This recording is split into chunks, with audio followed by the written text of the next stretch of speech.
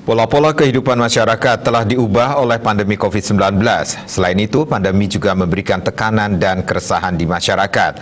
Pandemi ini diperkirakan masih akan berlanjut dan memasuki masa pasca pandemi atau yang disebut dengan masa endemi.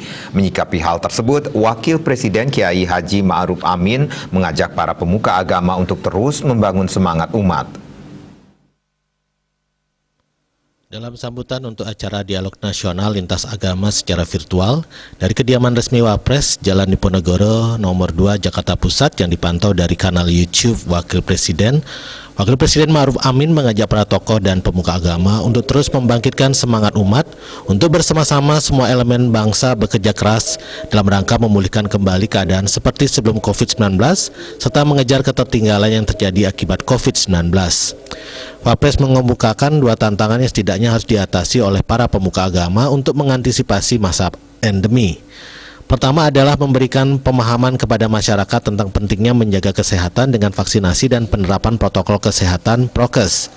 Tantangan kedua adalah mempersiapkan masyarakat yang melek teknologi digital agar siap mengikuti arus digitalisasi yang kian pesat. Menghadapi kedua tantangan tersebut, Wapres mengungkapkan diperlukan kolaborasi dan keterpaduan langkah secara lebih kuat di antara semua elemen bangsa. Semua elemen bangsa perlu berikhtiar dan berupaya bersama untuk menanggulangi pandemi COVID-19 sebagai bentuk kewajiban umat manusia.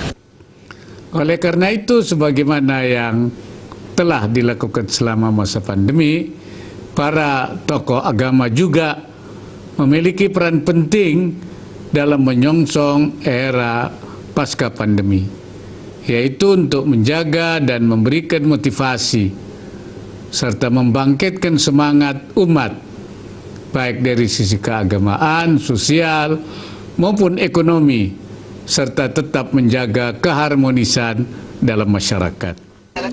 Mengakhiri sambutannya, Wapres kembali mengharapkan kepada para pemuka agama untuk membangkitkan semangat dan optimisme masyarakat.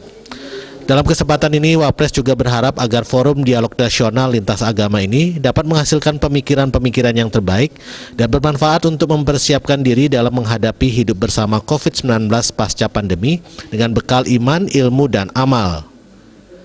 Bali Pos melaporkan.